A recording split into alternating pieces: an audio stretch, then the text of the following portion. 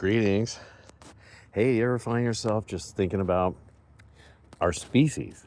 Like the whole species, humans. And not thinking of us as separate countries or black or white or,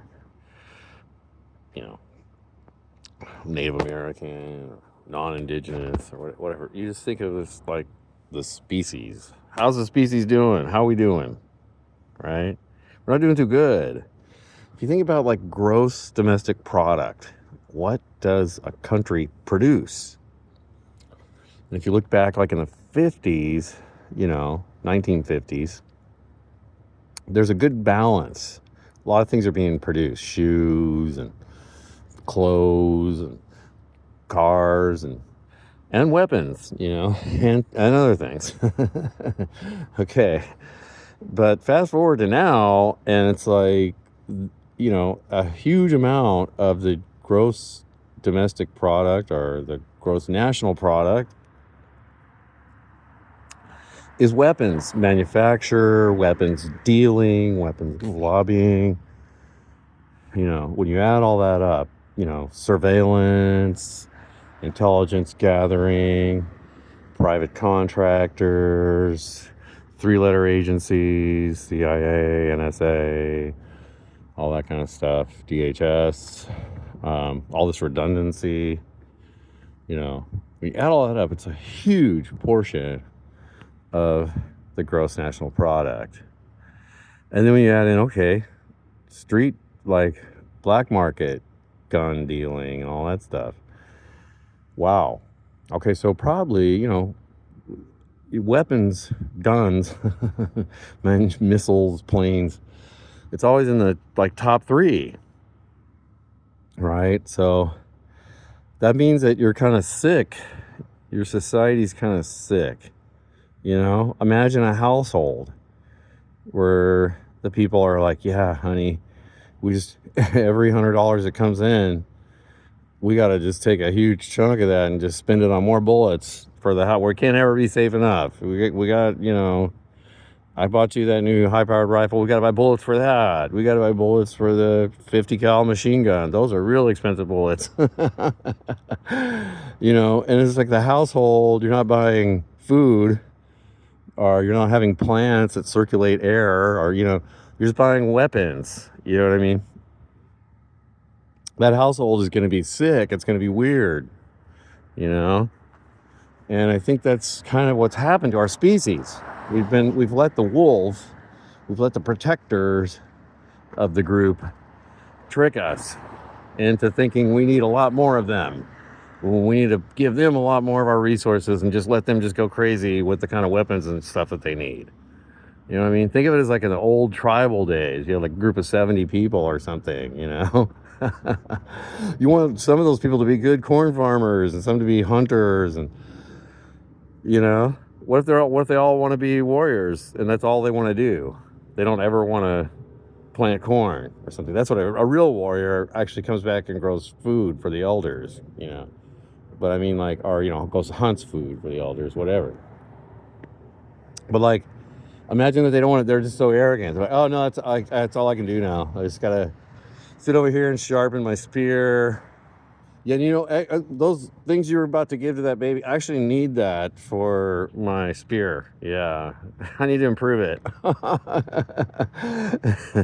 And so it's the thing I keep harping on, right? We got to take on this issue of the defense contractors and quit being lost in these NPR talking points about how much we hate one celebrity or another.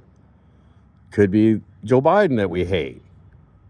Focusing too much on that is lame. Although Joe Biden was actually, his cabinet, Anthony Blinken, he was actively doing a lot of stuff. So, but focusing on him as a personality figure, though, and the fact that he was mentally incapacitated, in a way that doesn't really help us. It would have been better to focus on his cabinet and what they're actually doing than what a mental, nincompoop he is, right? And same thing with Trump. Now everybody's focused on Trump as a kind of a personality, as a kind of a wrestling hero, or something that you hate. And this is the problem. We're never getting to the real thing, the real power. I went to the No Kings rally. I saw all their signs. I saw all their stuff. And then I looked at some online from other cities. And it's the same old crap. It's just, rainbow list of, we like science and books. And, people who don't like books, lame, whatever. It's like, I don't know, no kings, Okay, give me some jokers. I don't know, you don't want any kings? Deal me some queens. I don't know. But yeah, it was just pointless. It was really lame, and that's ends up being disempowering. Disempowering. When you put a lot of efforts and nonprofit money and organization and time and effort into doing things like protesting Elon Musk out in front of Twitter, or protesting Elon Musk out in front of a Tesla dealership, or going around saying, no kings, no kings. Oh my God, I'm wearing these crowns with, Trump, how much you hate Trump, another one of those. It ends up being impotent whining. It ends up being fruitless snark. And that's bad overall for the movement, for the people, for hope, for the future. What we need is actual empowering messages, things that are uniting, exciting, things we can work on, do things. Affordable housing, affordable health care, public option in health care. Finally wresting this beast away from the private equity firms, the monopoly private equity firms, which have it now. United Healthcare, whatever, Kaiser Permanente, Aetna, No, these aren't doctors. These aren't people that care about you. It's finance. It's Wall Street. It's private equity. It's what, profit, returns, dividends to investors, not you. So we need doctors,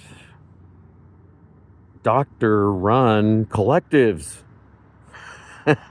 Anyway, we need different models for healthcare, and we need to work on that way more than we need to pile on the snark about Trump. Kings, blah, blah. That's just was so lame. I can't get over that. All right, so as a species, what do we need to focus on? Being nice to each other, sharing resources, protecting waterways, not just hydrofrac drilling them as fast as we can or something, right? If there's some water around that's still good, we need to protect it.